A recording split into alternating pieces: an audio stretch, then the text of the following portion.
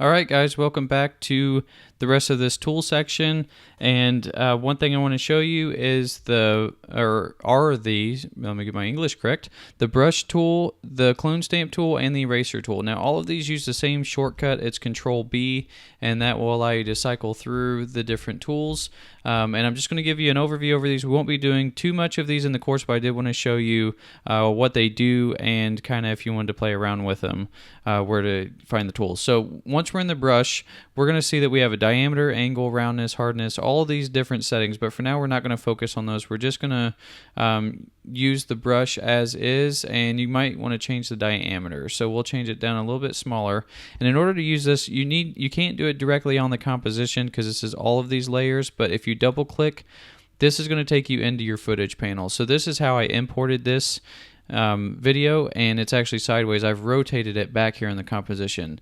So when I go in here, I can make the changes on this by just dragging on the layer with my brush tool, and it now will show that in my composition. It'll make that change. Now, one thing I want to show you, and I know we haven't talked about keyframes yet, but if I go back here to the beginning of my clip and I go down to this paint and brush, there's these stroke options. So if I go, let's go back a little bit further, and I want to move this into my clip where I actually started brushing. Okay, now if I drag through, I can see that I made the brush stroke onto that layer. Well, I can set a keyframe right here, move forward in time, and set another keyframe, and then I can change my brush stroke according to these keyframes. So if I go to this keyframe and go to 0%, when I play this back, I can see that brush stroke that I made. So also, if I were to go to this other keyframe and I were to change this to 50%, it would only be half of my brush stroke, whatever 50% of that is. So I can play that back on there. Now, if I go back into the composition, I can go here and it'll actually play that.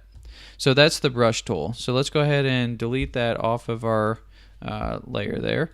And I want to show you the clone stamp tool. Now the clone stamp tool, if you're familiar with Photoshop, is good for touching up video, and to use this you do need to be in the layer panel as well. Now it works similar to the Photoshop clone stamp. You hold Alt to pick a color, and then you can fix and repair different things in your video or whatever layer you're working with. So in this, I'm just going to Alt click here to pick that color, and I'll show you as I paint.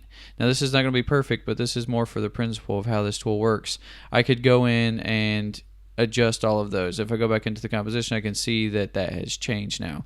Obviously you do want to take more time with that and touch it up, but that is a very high level overview of the clone stamp tool. Lastly is the eraser tool, and it does just that. It erases, so it will actually get rid of your video. So if I were to change this composition and go to composition settings, change the background color to say something like this tan or really light gray, and click OK, that part of my video is completely gone. So if I move this over, there's nothing there. I've completely erased it in this layer. So one thing to keep in mind is that when you add these effects, you can go in and you can delete the effect and go back to your original. But this was an overview of the brush tool, the clone stamp, and the eraser tool. I'll see you in the next one.